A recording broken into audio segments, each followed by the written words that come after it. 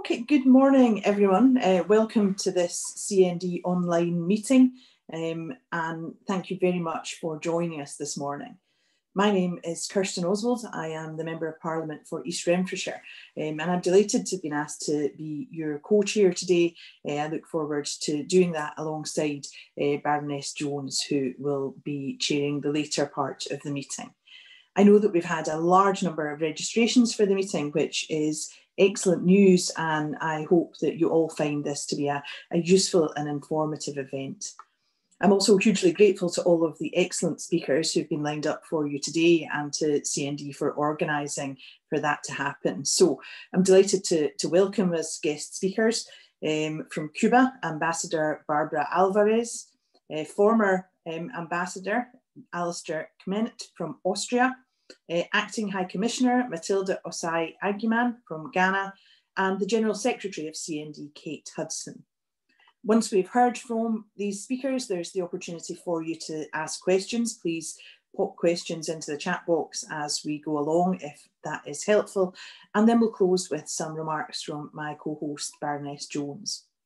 So a few things from me, first of all. Those of you who follow parliamentary events may have noticed a recent early day motion, that's EDM 1072, about the treaty on the prohibition of nuclear weapons, and looking at that in the context of the ability of the UK government to take steps they say they want to take and support the treaty. It's a cross-party motion, but it's not a motion that all parties have signed up to. So it's been signed up to by members of the Green Party, Labour, SNP, Plaid Cymru, Lib Dem, SDLP, independent MPs, but no Conservative MPs, so no government MPs so far. And I think that's interesting in the context of what people outside this political bubble think. So a YouGov poll just a couple of years ago found that 75% of people across the UK believe that their government should participate in treaty negotiations. Only 9% of people were opposed to participation. However, that's not the direction that the UK government has been taking, and I think that they find themselves increasingly out of step in that regard. So while the UK government voted against a UN General Assembly resolution in 2019 welcoming the adoption of the treaty and calling upon all states to sign up, other states have been proactive in making positive moves. So Malta became the 84th nation to sign the agreement in August, just shortly after Mozambique had signed it.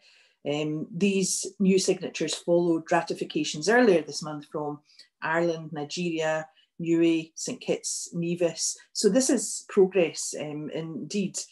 And I think from my point of view, we can really contrast the actions of these small independent states with the position that Scotland finds itself in, forced to house weapons of mass destruction that have been found by a Scottish sheriff to be illegal. So I do want to say a little bit about the SNP perspective, something about how people might look at this in Scotland. Every SNP MP signed the pledge backing the 2017 UN Treaty on the Prohibition of Nuclear Weapons. In addition, dozens of SNP members of the Scottish Parliament also backed the pledge, and the SNP is united in our opposition to nuclear weapons, and we're united in calling for them to be removed from our shores. Scottish people have not shown any appetite to continue to finance multi-billion-pound nuclear arsenals. There are concerns regularly expressed across civic Scotland about the morality of nuclear weapons, and there's a realisation that they don't perform any useful function in terms of defence when we consider the threats of today either. Some of those watching today may be aware that our First Minister, Nicola Sturgeon, is herself a passionate anti-nuclear campaigner, having joined Scottish CND even before she joined the SNP. And she's often spoken about her dismay at the casual way that discourse around nuclear weapons happens in political circles. And perhaps that should be no surprise that this is such a concern, given that for 50 years, nuclear submarines have been operational less than 30 miles from Glasgow, which is Scotland's main population centre. And that's something that causes huge concern to people in Scotland and people who live in the central belt where most Scots are. People are particularly concerned about the mismatch in terms of priorities between the billions of pounds spent on nuclear weapons and the things which could otherwise be priorities for the UK government, things to do with people's lives and people's well-being. But in the SNP, we don't only want to get rid of nuclear weapons in Scotland, we want the world to be rid of them. However, that first step for us in terms of having them removed from the Clyde is crucial.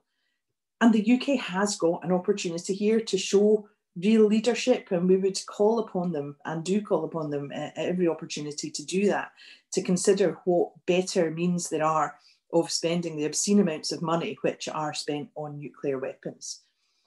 I think that it is a realistic thing to say that the fact that the Westminster parties are united in their opposition to getting rid of nuclear weapons, and their actions do bear that out, is one of the things that confirms to Scottish people that independence is the only way that we are going to scrap Trident once and for all.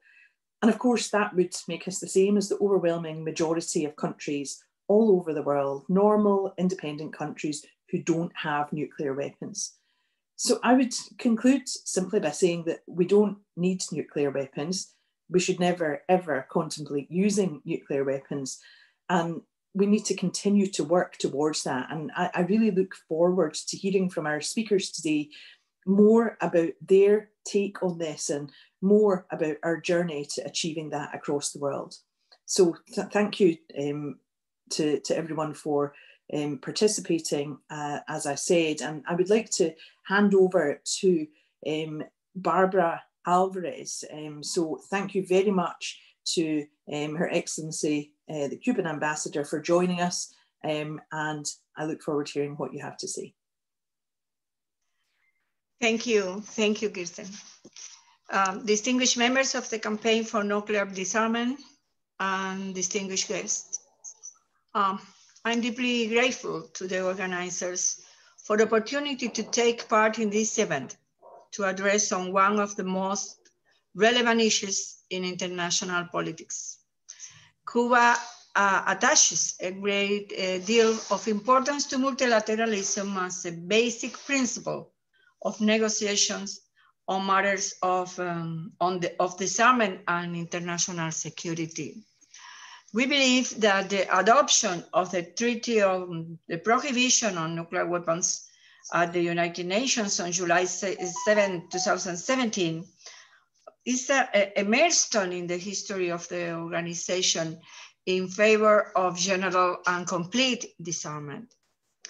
This treaty is a sign of the political will of the majority of the international community to move forward the nuclear disarmament and our common aspiration of a world free of nuclear weapons.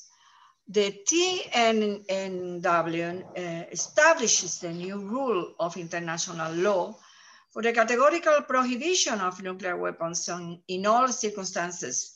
So, with this agreement, the international community makes it clear that nuclear weapons are not only inhuman, immoral, and ethically unacceptable, but as of now, they are also illegal. The total elimination of nuclear weapons should be the top priority in the area of disarmament. Nuclear energy should be used only for peaceful purpose in support of the social and economic development of all states without any distinction. We are proud of having signed this treaty the day it was opened for signature at the headquarters of the UN and to have ratified it on January 30th, 2018. It is widely known that the promotion of general and complete disarmament and the reflection of the existence, proliferation, and use of the nuclear weapons are among the principles of Cuban foreign policy. There are about 3,400 nuclear weapons. Millions of dollars are spent on modernizing nuclear weapons to the detriment of international cooperation and the fulfillment of the Sustainable Development Goals. These are difficult moments for humanity. The coronavirus pandemic has reflected the fragility of a world where there is no guaranteed access to universal basic health services for all, while nuclear arsenals continue to be expanded. I would like to finish quoting the historical leader of Cuban Revolution, Fidel Castro Ruz, who said in a remarkable occasion, "Bombs may kill the hungry, the sick, and the ignorant, but bombs cannot kill hunger, disease, and ignorance." Thank you very much. Thank you so much for that really thoughtful and thought-provoking speech, Ambassador. I think that particularly your reflections on the fragility of all of us in the midst of this pandemic when we consider nuclear weapons will be something that we can all take away and ponder. Do put any questions that you have in the chat box for all of those who are participating. We'll try and take as many of these as possible. We move now on to our next speaker, and I'm delighted to have with us former diplomat Alexander Kment, and I know that Alexander will have much for us to ponder. So over to you. Thank you. Thanks a lot. I hope you can hear me. I just wanted to start by thanking you very much for the kind invitation. It's always a pleasure for me to speak about my favorite topic. I was asked to address three issues in particular. First of all, why Austria thought it was important to get this treaty. Secondly, what the obstacles were that we encountered. And thirdly, what should be done or what could be done to engage the nuclear weapon states with this. On the first, on the Austrian dimension, very briefly, there is a traditional all-party political consensus in Austria against all things nuclear. We even have, since 1999, a constitutional law on the nuclear-free Austria, which prohibits us to use nuclear energy. And it also contains provisions on nuclear weapons, which are similar to the ones contained in treaties on nuclear weapon-free zones. So we have a very strong legal basis for nuclear disarmament. We've been involved in basically all the multilateral nuclear disarmament initiatives to try to promote nuclear disarmament without much success until recently.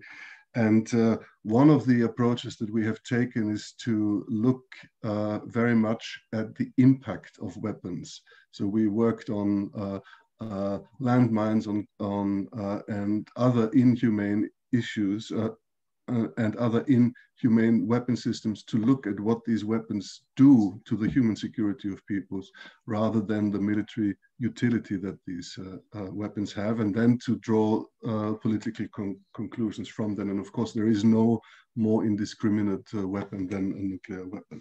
So when the international community started to focus on the humanitarian impact of nuclear weapons and on the risks of nuclear weapons, that was a very attractive proposition for us as a way to create more urgency for nuclear disarmament.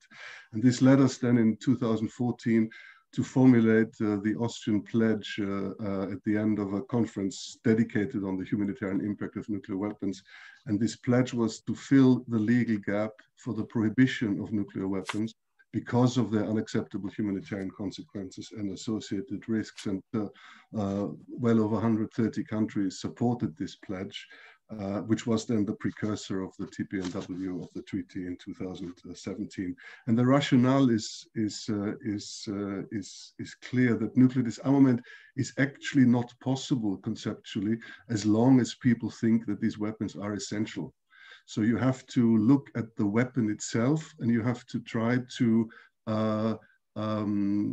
tackle the value that is associated to this weapon. So by focusing on the unacceptable impact and on the risks, the question then comes up, what is the sustainability and rationality of a policy that's based on nuclear deterrence, so you create a stigmatization of this weapon, which then actually makes nuclear disarmament possible. And in a way, it's the same approach that was followed with biological weapons and chemical weapons, which are seen as unacceptable. And once they're seen as unacceptable, you can actually make the move towards getting rid of these weapons.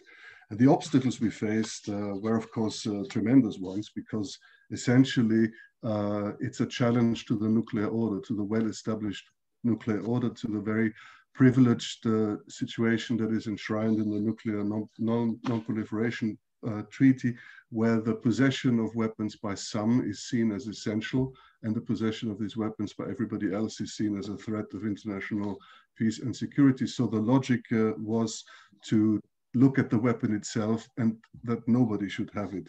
But of course, we saw many accusations of the initiative as being naive, as being irresponsible. Once the treaty was negotiated, we saw a barrage of accusations that the treaty is flawed, that it's full of risks. All of those points are politically motivated and can actually be quite easily rebutted, but this compared with in combination with a actually very serious pressure campaign and intimidation campaign of states not to ratify the treaty, that is the obstacles that we encountered. And just a few weeks ago, there was even a set of démarches by the United States, even to countries that have already ratified the TPNW, to tell them to withdraw from the treaty, which is really something quite unprecedented in international law that this is being done. So it is easier for the countries that have these weapons to keep the discussion focused on some perceived shortcomings of the treaty, rather than engage with the underlying arguments of the treaty, which are very substantial security-based arguments, the humanitarian consequences and the risks. So that brings me to my third point, how to get countries to the nuclear weapon states to engage. First of all, I think the attitude will change somewhat when the treaty enters into force, which is in January next year, because then it is a reality in international law. It cannot be dismissed as easily. But the key question is, will it be possible, or will nuclear weapon states start to engage on the underlying argument? Will they have understood what the treaty represents in terms of what the rest of the world sees the legitimacy of the nuclear status quo and the legitimacy of a security system based on nuclear deterrence? What are the answers to the humanitarian consequences? What are the answers to the risks? What are the answers to the threat perceptions that the rest of the world perceives as coming from the nuclear weapons that these countries have? And I want to close with I took part last year in the House of Lords inquiry on nuclear weapons and as an expert witness.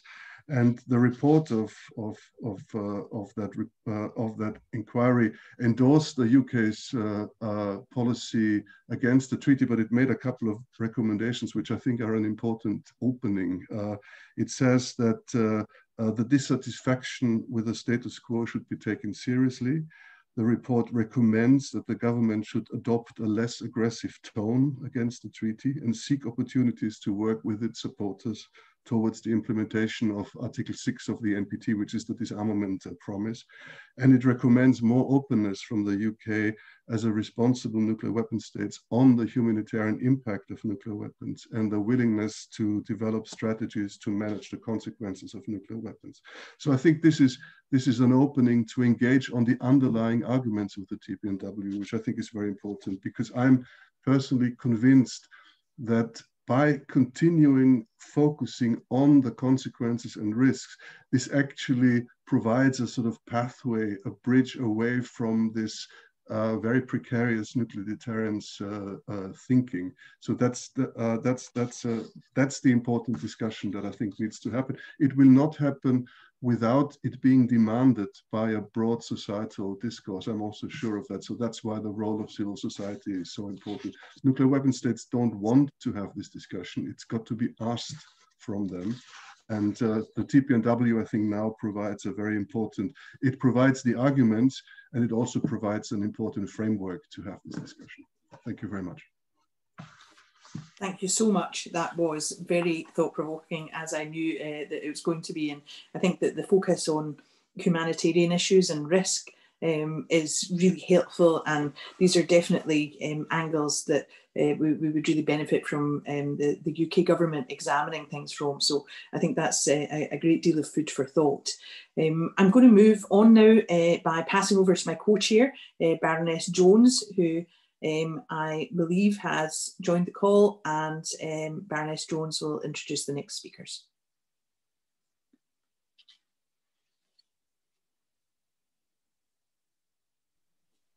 No, we don't have Baroness Jenny Jones. Do we not? Well, I'm delighted to do that in that case. So I'm very happy in that case to introduce our next speaker. I think we're very fortunate to have with us today the Acting High Commissioner from Ghana, Matilda Osei Agyemang. And I very much look forward to hearing from her. I do see Baroness Jones commenting in the chat that she is here, so I have no doubt that she will be ready to introduce the panelist following the Acting High Commissioner. But for now, over to you, Acting High Commissioner.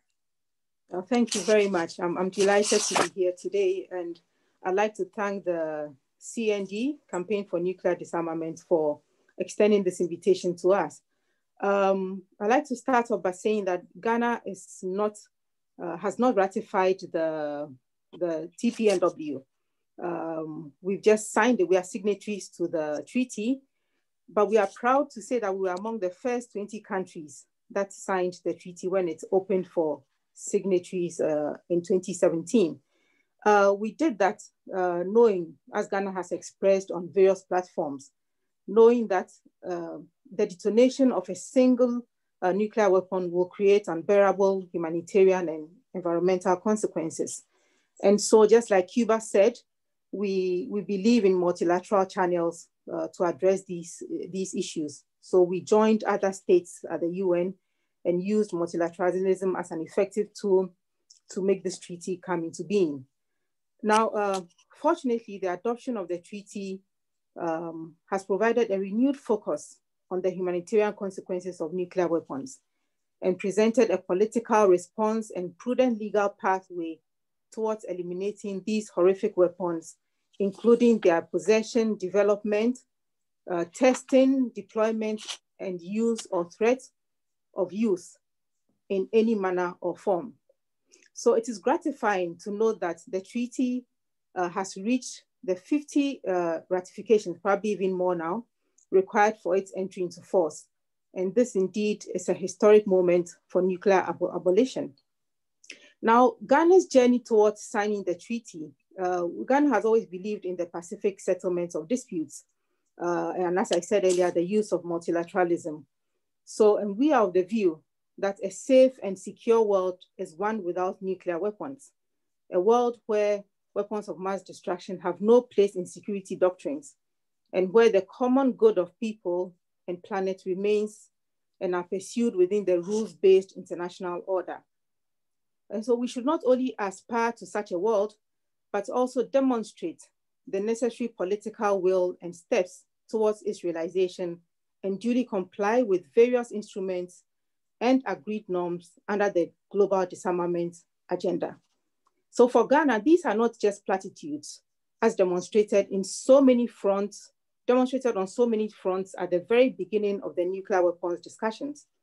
For instance, Ghana was among the 127 states that endorsed a humanitarian pledge in 2015-2016 to cooperate in efforts to stigmatize, prohibit, and eliminate nuclear weapons.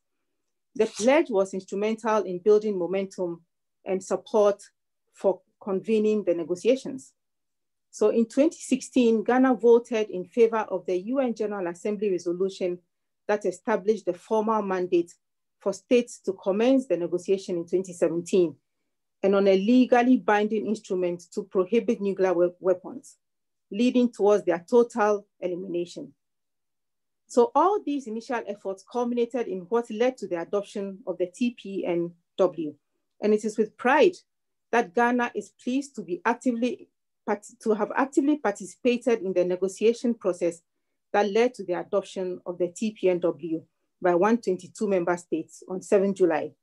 We are equally delighted to be among, as I said earlier, among the first 20 countries that signed the treaty when it opened for signatories. Now, the treaty has become an indispensable part of the general disarmament discourse and reinforces the objectives of the Non-Proliferation Treaty. Ghana has said that the treaty provides a universally agreed path to the total elimination of nuclear weapons and has revived the disarmament debate. Ghana has continued to promote universal adherence to the treaty, including the co-sponsoring of a UN Assembly resolution in 2019 that calls upon all states to sign, ratify, or accede to the treaty at the earliest possible time. At the moment, as I said, we are signatories to the treaty, and efforts by the competent Ghanaian authorities towards the treaty's ratification are still underway. Indeed, as indicated by our Foreign Minister, Honorable Ayokobotwe, at the UNGA last year, Ghana's internal mechanisms are well advanced towards ratification. So we are hopeful that Ghana will soon join the list of states parties to the treaty when the internal administrative and parliamentary ratification processes are duly completed.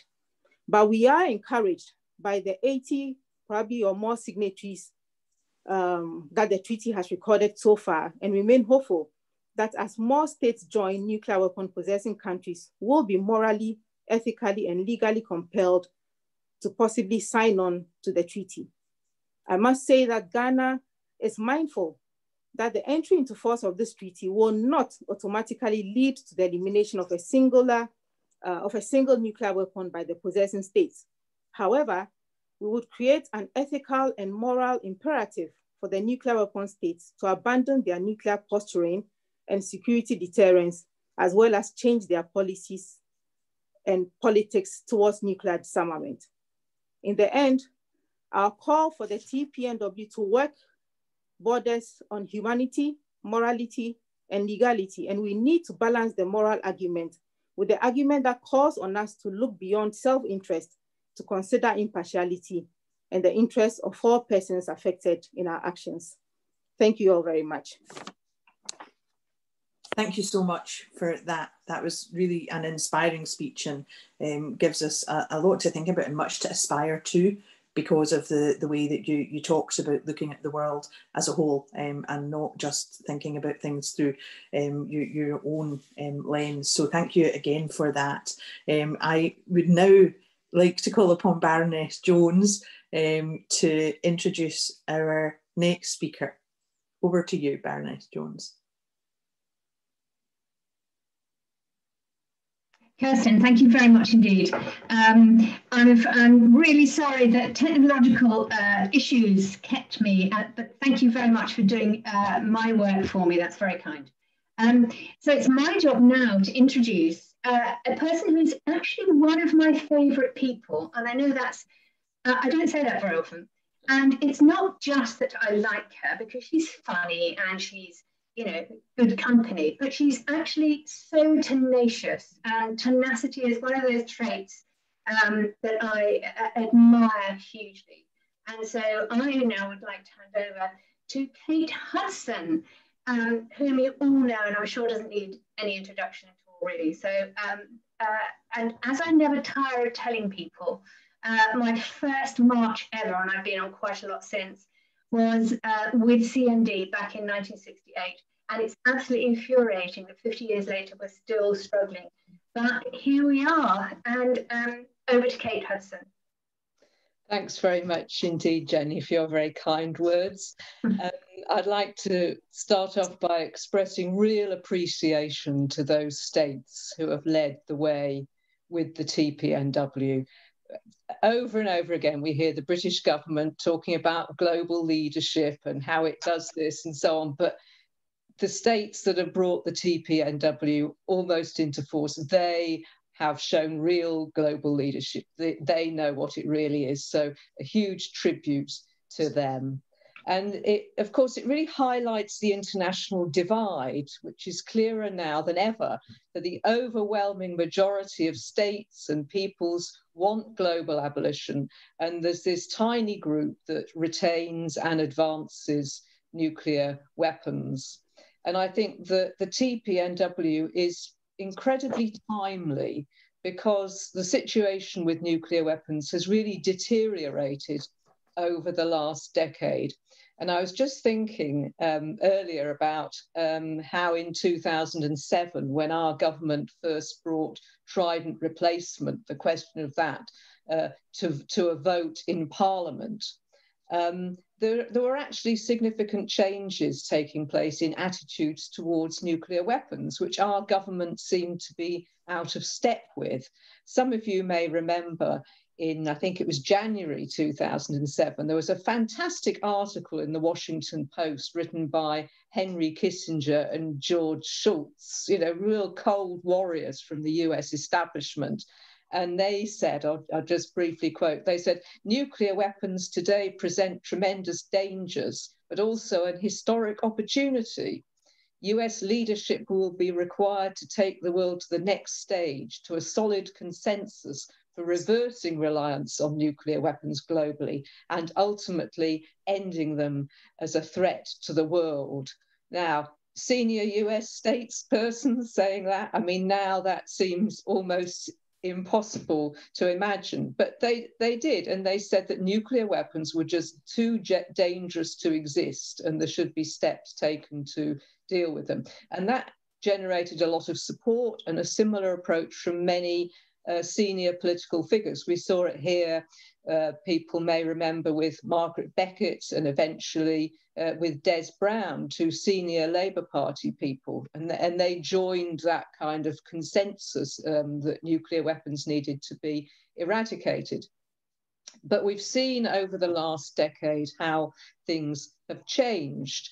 So not only have all nuclear weapons states pursued modernization and new nuclear weapons, but I think most worryingly is the change in use posture, the attitudes towards nuclear use, particularly from the United States. And we've seen not only production, but deployment of usable nuclear weapons by the United States, as well as their outlining of an increased number of scenarios in which they could be used. So it's a kind of a reversal of that somewhat positive trend in attitudes towards eradicating nuclear weapons. And of course, we know that this is primarily associated with the Trump administration, which has been absolutely opposed to the TPNW, as has the UK.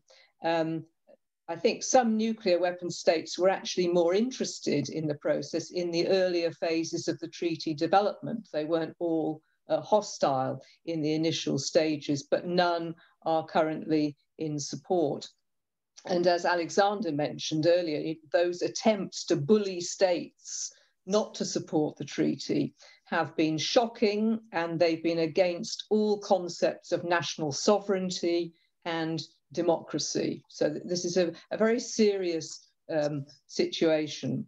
So we're moving towards the treaty's entry into force. I think it's January the 22nd. And of course, this almost exactly coincides with the start of the Biden presidency, which I think the changeover day is the 20th. You know, so it could be auspicious. So I suppose a major question for us is, what difference will Biden make to the current nuclear context? Does it improve chances for the TPNW? And it may be that what I'm about to say will set off a flurry of criticism of me, as it usually does, but I'm going to say it anyway. Clearly, a Biden presidency will continue with the main thrust of US policy, particularly with regard to China. Of course, the pivot to Asia originated as a policy under President Obama. But I do think that in terms of a range of issues, there will be opportunities to move away from the most damaging paths that Trump pursued. That's not to say they will automatically improve, but I think there are opportunities there. And of course, we come in there as civil society, you know, trying to affect that change. So, for example, we expect Biden to go back to the Paris Climate Accords, and it's likely he will take the US back into the Iran nuclear deal. He's also likely to extend the New START treaty, and it's been suggested that he will cut some of the new weapons programs that Trump initiated. It's also been reported that he may limit nuclear use to retaliation, so moving away from the nuclear use policy which has been pursued by Trump. So those are possibilities, and I don't hold any, hope, massive hopes out for some transformation. But we need to seize every opportunity that we can, and if there's a little door open there, we need to push it open, because after all, you will remember, those of you who follow these issues, that at the beginning of this year, the hands of the infamous doomsday clock were moved to 100 seconds to midnight, man-made global catastrophe, closest they've ever been, even at the height of the Cold War. And the reasons for that was the increasing likelihood of nuclear war and climate catastrophe. And I would just say that, judging by his policies, it looks like Biden's victory makes both nuclear war and climate catastrophe less of a certainty. Doesn't take them off the table, but it just makes them less of a certainty. So I would say that there are opportunities for change, potentially to change attitudes towards nuclear weapons, to increasingly stigmatize them, as Alexander was explaining, and to end the narrative that they are necessary and can make us more secure. And in this context, increasing support for the TPNW and eventually universalizing it will become possible. Let's not forget it took 20 years to universalize the NPT, so we are at the start of a process. But if we as civil society, working with politicians and those states that are really championing this process, I believe that it will be possible to mobilize enough forces to change attitudes, and indeed to bring our government in the UK into engagement with this process. Thank you very much. Okay, thank you very much indeed. And I'm glad you're optimistic about the Biden presidency. It's certainly, the prospects are certainly better than with President Trump staying for a second term. Of course, we've still got our own problems over here. And one of the things I see in the House of Lords all the time is we have quite a lot of hawks there who just think it's ridiculous that we should even consider getting rid of nuclear weapons or not using them. Anyway, thank you very much, Kate. And I'm going to pass back to Kirsten now, who's going to take us through the question and answer. Oh, thank you very much for that. So I've been looking in the chat box, and please do pop any further questions you have in the chat box. And I think I've managed to pull out from what looks like a really interesting chat 4 questions, which I'm going to paraphrase and I hope do a reasonable job at that, and direct them to a particular member of the panel on each occasion, just because I know that we have a limited amount of time and it would be good to try and address all of these questions. So the first question I am going to address to Baroness Jones, actually. And this is a question from Bruce Kent, who is referring to Pope Francis and the morality of nuclear weapons. And I wonder if you think that that is a powerful thought for people in broader society. It's funny, of course, the use of nuclear weapons or the possession of nuclear weapons is not ethical from any standpoint. But my view has always been from a practical standpoint, i.e. that it, as the Cuban ambassador explained, it does not solve any problems, it creates more problems. And there's also the practical point, of course, that it's very expensive to maintain this sort of weaponry. And at some point, I hope everybody will see that it's actually a ridiculous idea to keep these things that we hope never to use. And in a world where they're probably not a deterrent anymore because the world has changed so much. So the Pope, yes, he's not somebody I think about very much, but I would say that, of course, his saying that might help. Okay, thank you for that. The next question that I've pulled out is from Simeon Hope. And Simeon was reflecting on the fact that Austria has quite conservative governments, but still has taken this anti-nuclear position. And I wondered if Alexander Kment may comment on that for us. Yes, thank you for the question. Let me just make a comment on the previous question on the Pope. I think it's extremely significant how the Catholic Church has shifted its position on nuclear deterrence, because it goes back, originally it goes back to the 1980s in the middle of the Cold War, where nuclear deterrence was seen as morally acceptable to prevent major war, under the condition that credible nuclear disarmament steps are taken. And that shift that we've seen in the past few years is that since we have not seen any credible nuclear disarmament steps, the whole moral foundation of nuclear deterrence is no longer there. And I think that is a very important shift, which will resonate, I'm sure, with a lot of people around the world. And there's some very good documents that can be read. On the question of Austria, first of all, at the moment we have a government, a coalition government with the Conservative Party and the Green Party. So it's not always a conservative government. We have had center-left, center-right governments. But as I said in my presentation, the nuclear issue is above domestic politics. There is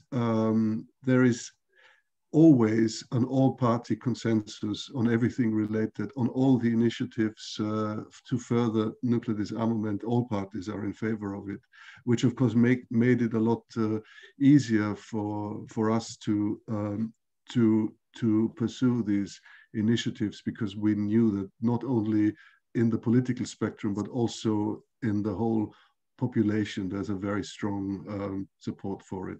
So the beauty of that issue, if I can phrase it in that way, is that it's really above domestic politics. It's the support for multilateralism, building up international organizations, strengthening international law through treaties is the backbone of Austrian foreign policy since we joined the UN in 1955. So that is really not impacted by any government, and all the government programs that I can remember have always been very strong on the nuclear weapons issue. Thank you. Thank you very much for that. The next question I see is a reference from David Russell to civil nuclear power and where that fits into all of this. And I see that David Lowry in the Q&A box has also made points about that in terms of nuclear energy and the costs and the relative safety of that. And I wondered, Kate Hudson, if you would be in a position to comment on that. I haven't read those exact questions, Kirsten, but I can certainly comment on the general thing, the overall thing.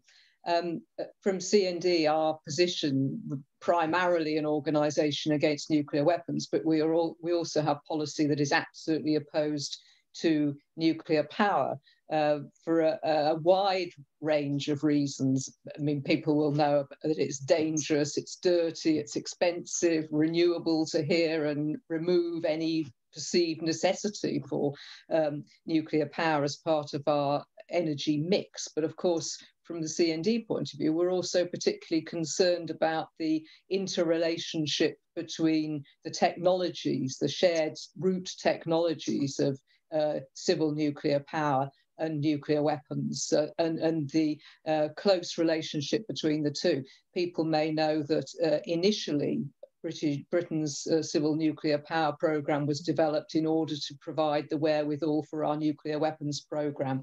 And there's research evidence recently that was given to Parliament, which indicated that there was an increasingly close relationship again around the research and development between the two different branches of nuclear. So we remain absolutely opposed to both, and in the international context, of course, one of the problems with the NPT from our point of view is that it guarantees the right of the states parties to the development of nuclear power for civil purposes. We would oppose that, but obviously it is part of that treaty. But it's unfortunate from our point of view, and given the widespread availability of cheap renewable energy, we're very much keen that people abandon both nuclear power and nuclear weapons. Thank you very much for that, Kate.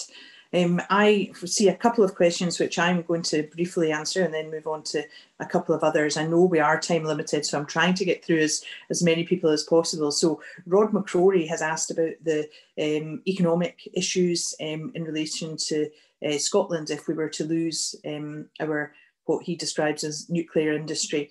And I think that really, Rod, I think there are two things that we need to think about there. First of all, are we or are we not willing to have weapons of mass destruction on our doorstep? And the second thing is the realistic prospect of jobs and livelihoods if we get rid of these nuclear weapons is actually quite a positive outlook, because as well as making changes to the base, which is there, which we would certainly need to do once we have Trident away from there, it does give us the opportunity to consider what our more traditional military footprint should be as a country that sits in such a strategically important position as Scotland. So there's significant gain potentially to be had, but I think that the first thing we need to do is to consider how we actually move to a position of not having these weapons there in the first place. The other question which I see, which I'm going to just point to because I think it's terribly important, is one from Chris Kopok in the Q&A, asking if COVID may act as a wake-up call to governments, considering that even a limited nuclear war would be so much worse. And I think that that is a profoundly important question that all governments should be considering at the moment. We know what damage COVID has caused. We have known that pandemic has been one of the real threats, if we consider the various threats that face all countries in the world. And we know that the solution to it is assuredly not nuclear weapons. In fact, the solution to nothing that I can see is nuclear weapons. So I hope it does give governments pause for thought in terms of what they're preparing for and what they shouldn't be preparing for. I'm going to move on now to a question from Karen Barber, which I'm going to ask Kate Hudson again to answer, asking, what does the ratification of the TPNW, as distinct from just signing it, actually involve? So back to you, Kate. Thanks very much. Well, this may be something that the diplomats amongst our panel might have more detail on, but as I understand it, it's a two-stage process in every country. First of all, you sign and you're indicating your support, and then you have to go through a parliamentary process or a presidential process, depending on the state requirements, to actually formally join in law as a treaty. Correct me if I'm wrong. No, that's really helpful. Thank you for that. Okay. I'm going to take one further question with a brief answer, because I then look forward to hearing from Baroness Jones. So perhaps unfairly, I'm going to also ask her to answer the question. And this is from Kenneth Cowan, talking about the importance of the Nuclear Weapons Treaty as a step forward, but the additional worry of further states possibly developing the capacity to manufacture their own nuclear weapons. I wonder, Baroness Jones, what you think about that possibility. Well, I think probably this isn't even a question for me. I wonder if Alexandra or Matilda might be better placed to answer it. I'm not an internationalist, I'm afraid. I think we'll just bounce that right over to Alexander, because I think I saw him on screen. So it's to what extent the treaty helps to prevent the proliferation of nuclear weapons. Yeah? It's yes. So it's about other states developing. The international treaty body system to prevent the proliferation of nuclear weapons is very much advanced, contrary to the one on nuclear disarmament. So all those treaties will remain, and the TPNW reinforces these treaties. So we have the NPT, we have all the treaties under the International Atomic Energy Agency, we have export control regimes. All of this will be there, will continue to be there. What the TPNW does to prevent the proliferation, I think is very important. It's because the treaty establishes a fundamental taboo against nuclear weapons, which is not only an important measure for nuclear disarmament, and I'm making this point very often, it's actually also a very important contribution to prevent the proliferation, because if a weapon is internationally seen as unacceptable and stigmatized, it helps to prevent the further spread, in combination with all the existing treaties which are there and which will continue to be operated, and they continue to be very important. Thank you. Thank you so much for that really helpful answer. So that concludes the question and answer session. I'm terribly sorry that we didn't have the opportunity to get all of these really excellent questions answered, but there's obviously much to continue discussing. And I'll pass over to close now to Baroness Jones. Thank you very much. Well, first I'd like to thank all of our speakers who've been absolutely fantastic, and I was able to hear them in spite of being slightly out of the loop.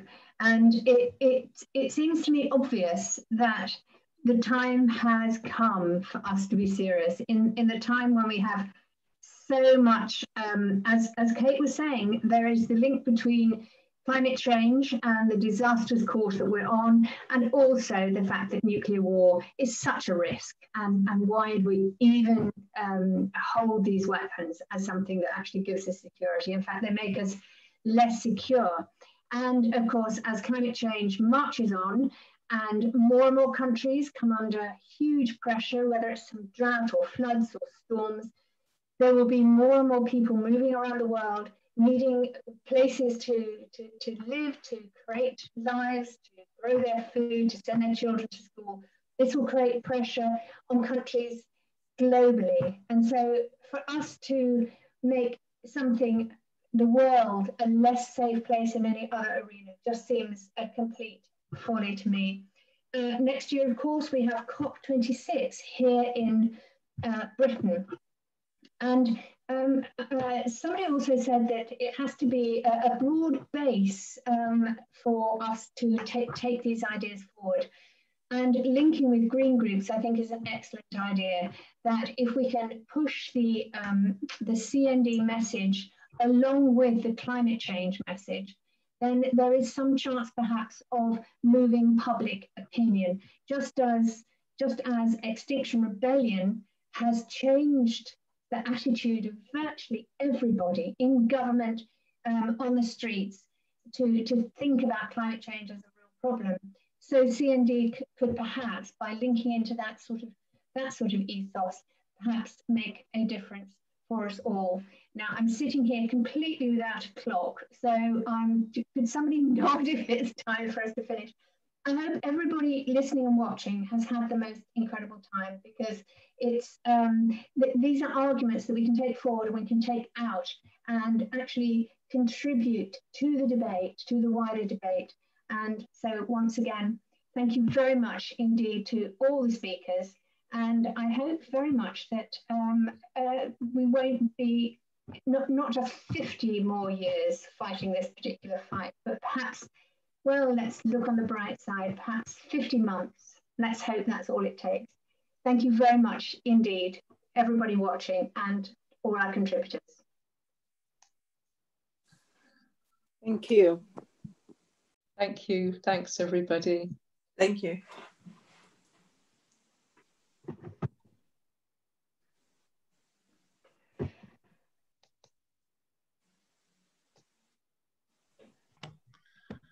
Thank you very much for inviting me.